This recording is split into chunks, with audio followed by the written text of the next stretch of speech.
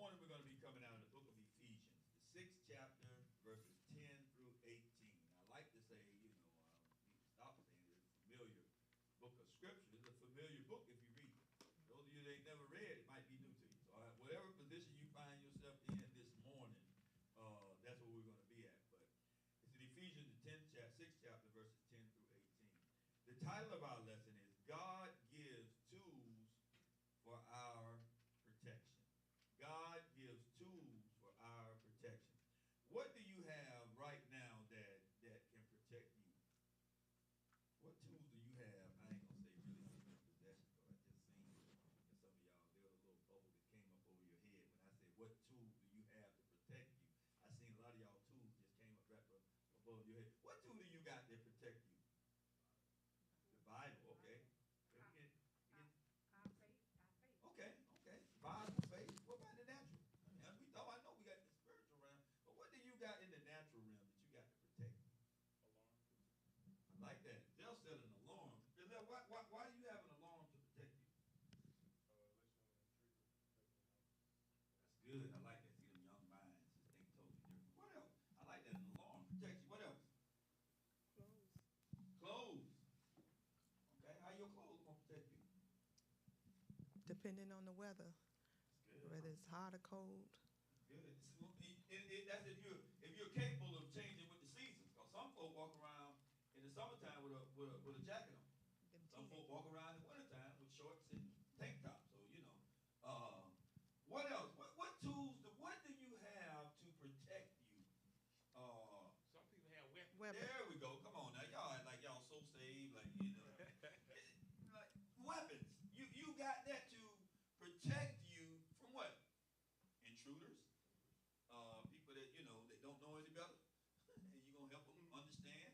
Those are tools. Pepper spray to keep the animals away when you're out walking. Pepper spray to keep the animals away. That definitely is different. Those are all tools for your protection. Common sense. What's common sense to people in Florida might not be the same common sense to people in South Carolina or Mississippi. I was thinking on the terms of the common sense is the one that tell you to put the clothes on when it's cold outside. The common sense is the one that tell you to set the alarm when you go out the house and you protect yourself. The common sense is the one that tell you to pick up your weapon when you think somebody might try to do some harm to you. So you have to use what God is giving you in order to use what you got for yourself. And that's good. Like I said, common sense. You know what area and region you're at. Some people, I ate some chitlins for Thanksgiving. Some folk don't like chitlins. They frown their nose up, they look down. But see, to me, that's common. See, depends on the region of where you're from. That's common. You see? So, and that's a good point. Common sense. We all should have some type of thinking common. You're going outside, it's cold, put on a jacket. Remember coming up with kids? You already checked the temperature. As you get my age, that's the first thing I think we ask Siri in the morning. What's the temperature going to be? And that's how we conduct what we put on. Back in the day, so with that, kids don't do that. So it's kind of cold. You may tell them, put on a jacket. Oh, I don't need a jacket. Okay. Me as a father, I let them go.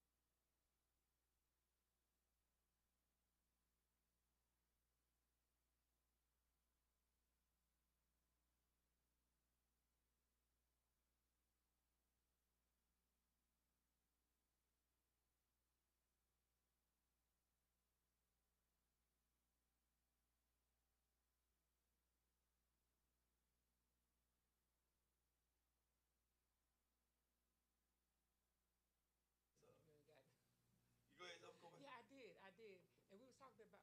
Oh, I did. We was talking about, and you're gonna get into this here. We was talking about the natural weapon, and then you would start to say that God has given us weapons that is for the unseen. You know, pepper spray won't do no good when when the forces of darkness come at me, when spiritual wickedness. So God has given us a weapon for the unseen or for the spiritual wickedness of spiritual warfare. So in other words, you got to take the right weapon.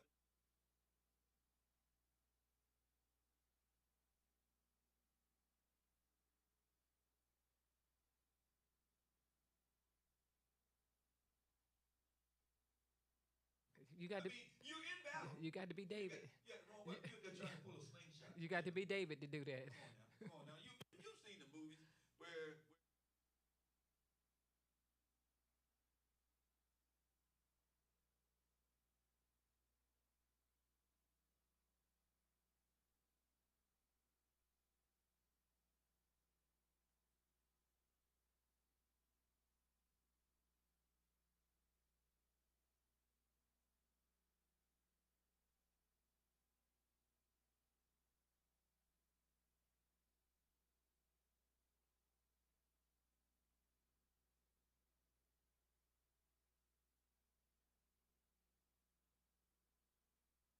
let me get a reading.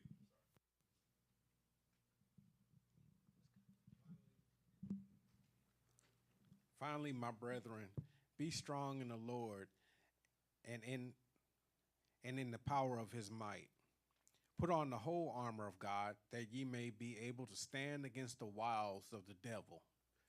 For we wrestle against flesh and blood, for we wrestle not against flesh and blood, but against principalities, against powers, against the rulers of darkness of this world, against spiritual wickedness in high places.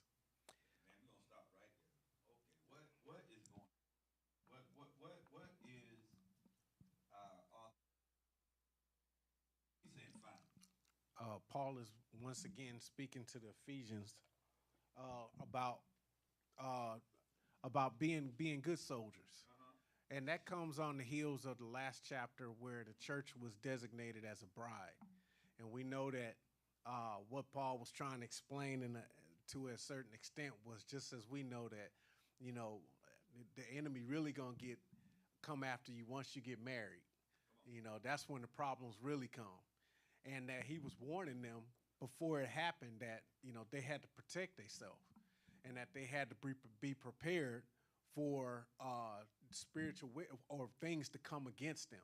But one of the things that Paul did that was important was he designated what these things were, because just like when you brought up the tools and things, initially the first thing that come to mind is everything that's natural. But that ain't what can hurt us. It's those spiritual things. And like co-pastor said, the weapons that Paul discussed to prepare these soldiers to go into the fight was spiritual, not natural. And that's one of the things that as Christians, we always worry about what's around us, but we don't protect our spirit. We'll go out and put a coat on because, like you said, in the morning, you get up and ask Siri what the weather going to be like.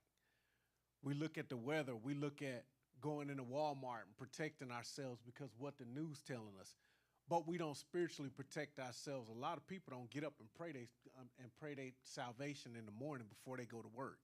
They don't ask for traveling mercy before they get on the road, but they'll get out and check their oil.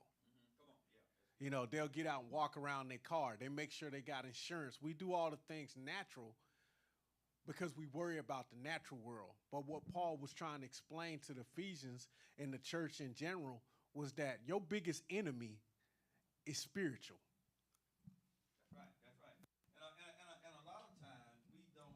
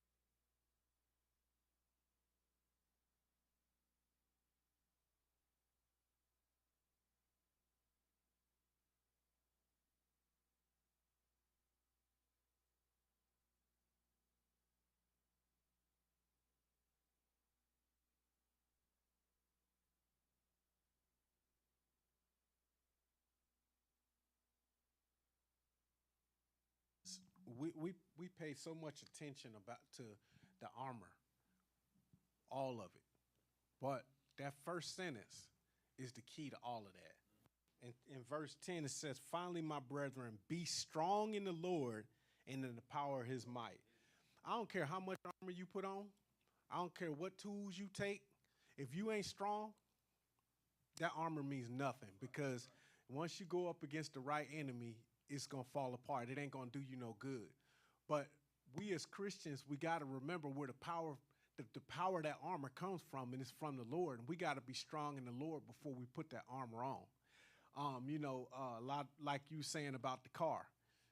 You can have insurance. You can have a fresh oil change. You can have a full tank of premium gas, and it ain't going to do you no good. That ain't going to do your soul no good if you get into an accident and you get killed. Your soul's still going to go where it's going to go. So when we got to, before we put that armor on, we got to make sure that we are strengthened in the Lord. And that means being prayed up, reading your word, fasting, doing all those things. So when you put that armor on, you got the power to fight. You got the power to fight and win, because when you put that armor is only going to be so good. It's only going to go so far. But if you put a weak man in armor, he's still going to be weak.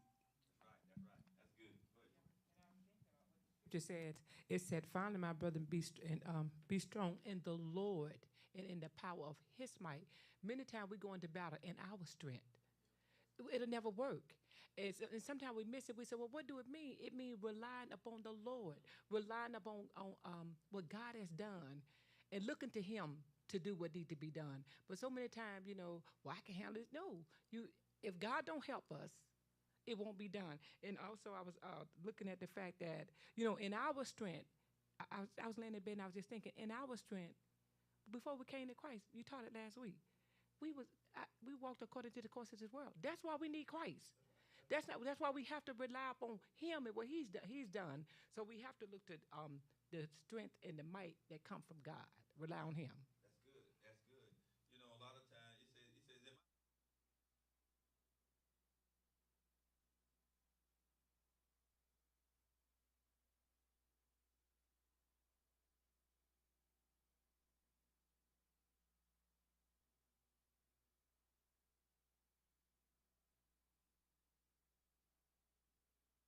of the devil. What it mean? Wow, what that mean? Schemes, plots, and strategies of the enemy. Well, you ever hear somebody, they scheming on you. No, they doing, they trying to get you. He said, so you'll be able, so the enemy's job is to scout you, I guess that's the word. The enemy would love for you.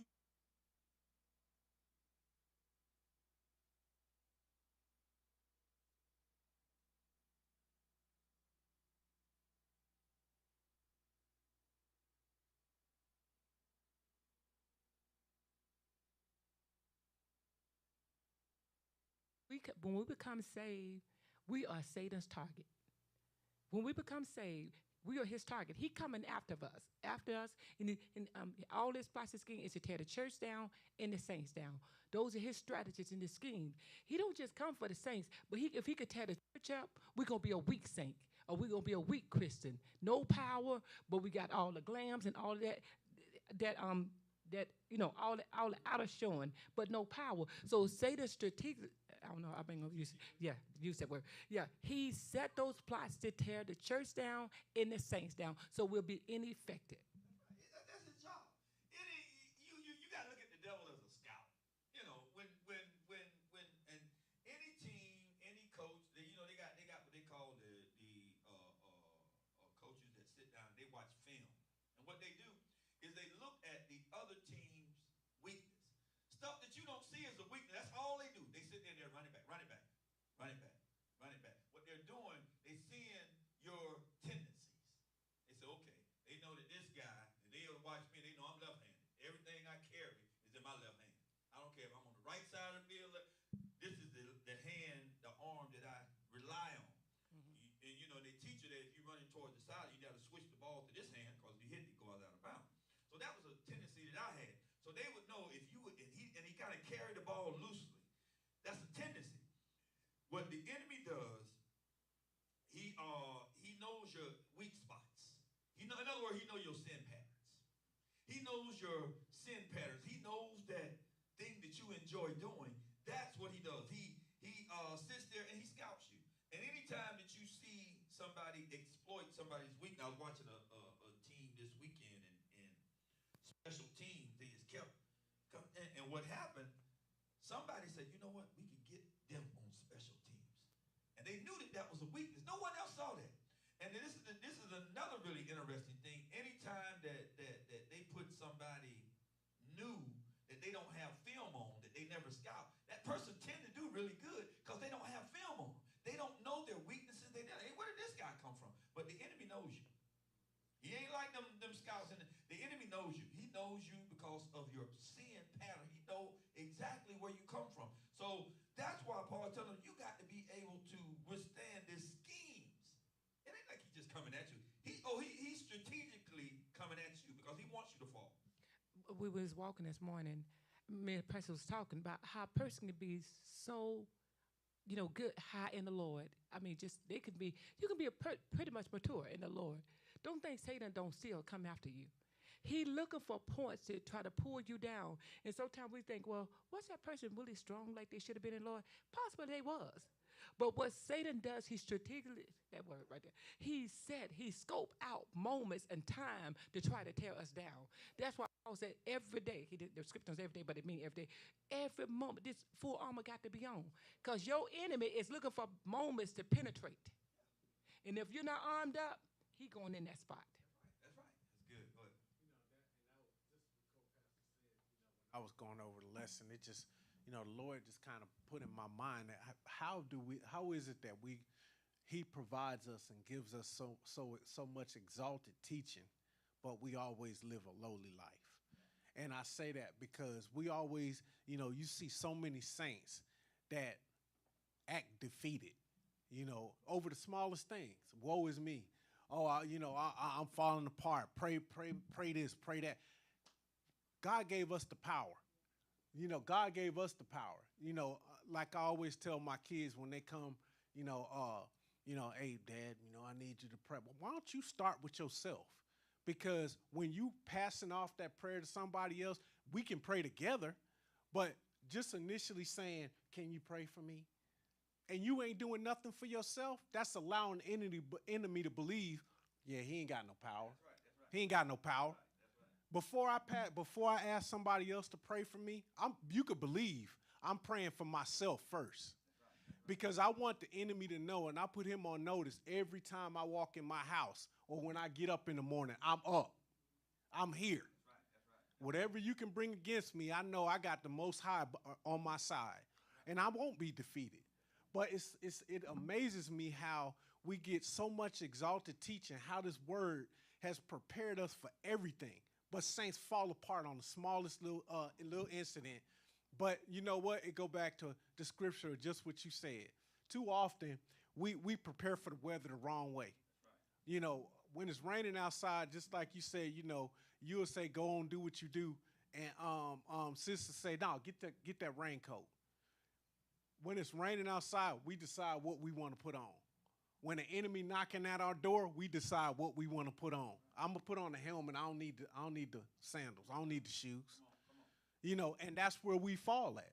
We don't put the whole armor of God on. We don't prepare ourselves. We act like that this fight don't exist, this war that we in. And that's what Paul is trying to tell the Ephesians, what we all should understand. Be ready because you just entered a war.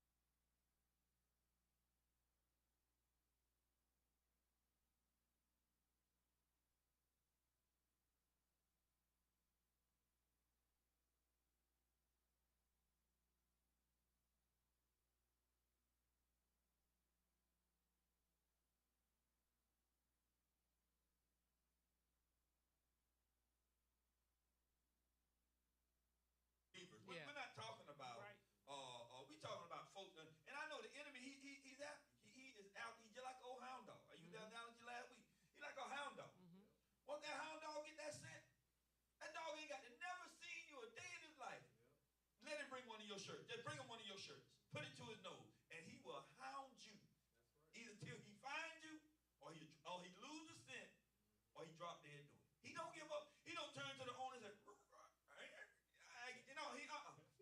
he keep going, and that's the way the enemy does. That enemy ain't gonna say, oh no, boy, you see him going to church every day. He's in church on Sunday. He's praying. He's fasting.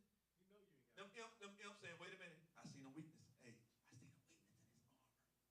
We stay on his trail. He'll fall. Don't let all this throw you off. Go ahead, Pastor. I don't even know what I was gonna say. All this good stuff y'all done said. Go ahead, Pastor. And to talk about put on the whole armor of God, I think about when I walk early in the morning. I walk early in the morning, right? And I have something with me. But now when I walk in the afternoon, I don't take nothing with me. Because I'm confident in my own self. But every time I go out, I should be prepared the same. But I'm depending on myself now versus depending on God, because in the morning, at night, early in the morning, I know I need something. I know I do. Right? But daytime, I think I'm good. Ain't nothing going to happen to me in the daytime I can't take care of. But in the morning, I need some help. But we should have that same mentality all the time. And then you talking about the team, I remember my classmate, we had lost a football game. But anyway, he said that nobody could get through him. He was determined nobody could get through him. He will protect the quarterback. But the opposite team studied us. They knew when the coach took him out to get him a little rest. They seen when he came out and they put somebody else in there. And when that happened, they ran the same play they had been running. They weren't able to get through. But they knew that when they moved him, they knew they could get through, and they did. And that's how they won the game. But we got to be able to put on the whole armor daily. That's good. And you know, you can get a whole lot by just that.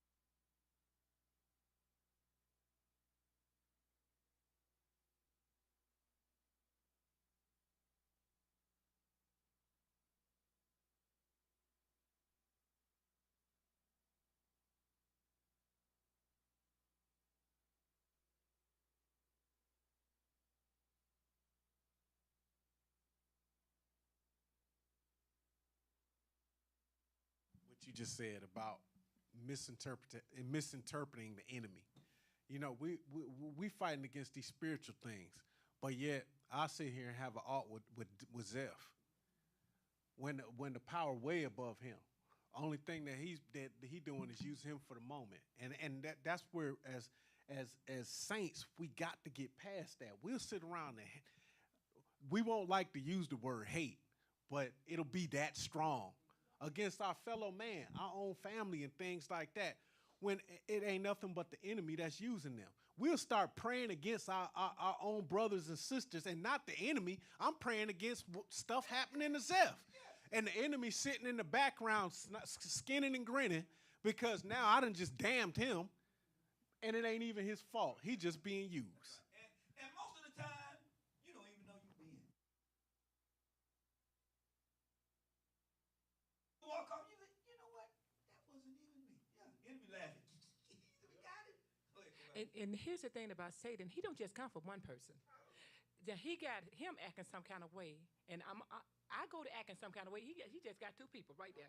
Now, only the two people, guess what? If it's in a church, guess what? It's just going to spread through the church. So that's why it's important that we recognize the adversary for who he is. Not one. I'm telling you, when he come for one, he just coming for one. He got a whole fire behind it. He got a whole thought behind this. He coming just not for that person, but to tap a whole situation. So now I'm looking at him crazy. Now the devil done got me. I don't even know he in me. That's right. That's right. Come on now. You running around, your eyebrows touching.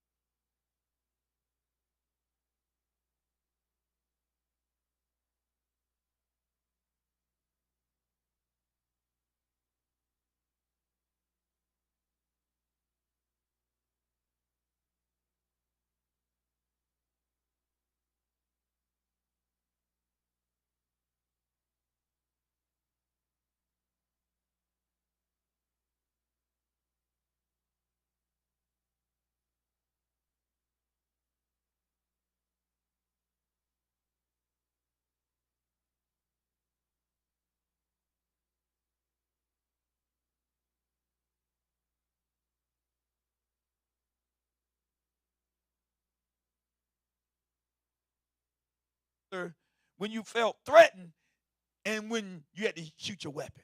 In other words, just because you seen somebody in that country, you couldn't just unload. Wait a minute. There were some rules of engagement before you was able to pull the trigger.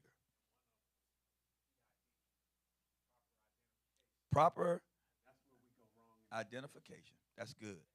Proper. You had the IDEM. But the drawback to IDEM is that by the time you go through the procedure, they done already fired off a couple, or they done already done some stuff. So you had to be able to think quick. You had to be able to think quick. See, the enemy knows you. Trust me. The enemy knows you very well. If you think he don't know you, then you already done been deceived. He knows you. He knows what you like. He knows what you don't like. He knows what to tempt you with. How can he be accuser of the brother if he don't know your pattern? If he know you. Trust me, he knows you. And 99% of the time, almost 100% of the time, you just got to don't yield to it. He's gonna bring you some stuff that that he knows that gonna throw you off. You see, you're mad at you got an alt with Zeph per se, and everybody that's connected to Zeph gonna be upset with you, and you don't even realize it. You be like, wait a minute, how did I even get to this point? How did you even get to this point? The enemy, he comes, like Copac say, he ain't just for one. He does his thing strategically in what he's doing. You know, he does it. He ain't just one. Yeah, one is good, but if I can get 2, 3, 4, if I can get a whole family, guess what? I'm good. I'm good. You had something, go Pastor? Christ. And like you said, if we don't recognize the enemy, I know one situation had arose, and something happened rose in the ministry. It was just maybe one individual that you're going to deal with. But what you didn't know, if you dealt with that one individual, you got a whole line that fall in that individual that you're going to cause to leave the church with that one individual. So you have to be wise in what you do. Remember coming up? You remember Quita now? You know if you fight Quita always never just talk a lot. You knew if you fought Quita, it was a whole bunch of them. You know you have to fight a brother. That's how they used to do back in the day. Now, we ain't doing all that killing and stuff. That's just how you better understand the lineage. You better understand who you're dealing with. Now, you know if they was the only child, you pretty much had to rely on, you know, they got a distant cousin. But it was about 10 of them, and they was close-knit. I could think of a couple of families right off. You ain't mess with them. Because the fight wasn't going to be over. And they'll still around there, and you might have beat them. Well, then guess what? You whoop that one down. Now you got to fight this. You got to fight the whole family. So you got to choose your battles wisely. So we can't be fighting against folk. You got to understand that you can't be fighting against folk. It says, wherefore take unto you the whole armor of God, that ye may be able to withstand in the evil day, and having done all you can, stand. What's that? When you know, some of us do all you can and take a rest and come back and try to do some more. You do all you can. You done everything you can. You done spent all your money on trying to help them out and do everything, and that ain't enough. Then you want to go borrow some. You done emptied your account, and now you just, after you done all that God have called, that you know how to do, just stand. Just stand. You know, in that, what you know, the part that Paul was, even in defeat, Paul telling you don't roll over and play dead. You still stand. And that's the part that we kind of, you know, missed the boat on, is that even in defeat, every one of these battles we ain't gonna win, because it tell you that we talking about spiritual wickedness in high places. Paul wasn't telling you to go looking for it, because some of it you can't handle. And we had a whole Bible study on that. That some evil you just can't stand against, and it's gonna take you down, but you still stand because you are part of the Most High. I think it was Pastor one time that said, we too concerned about staying here. Yeah. That we too concerned about staying here. Even in standing, is that we accept death. That even when our armor is gone and everything, we going somewhere else. And in that stand, we still standing for God. Too often when the heat get too hot or things get a little bit dangerous, you know, a little bit above our level, or we fold quick. Then we go into the po-mouth ministry. And it says after you done all you can, keep standing. I wish someone would have kind of explained that to me. You know, when being an athlete, I took defeat hard. That thing was, it took me. And I was at a game, my grandson's game a couple of weeks ago, and you know, they lost, and I can't go around, you know, right after they lose, because those kids, man, they gave everything they had. I mean, some of them didn't, but some of them did. They gave everything they had, and you can look at the ones that gave everything they had, because they would sit there with tears in their eyes. And the ones that really didn't give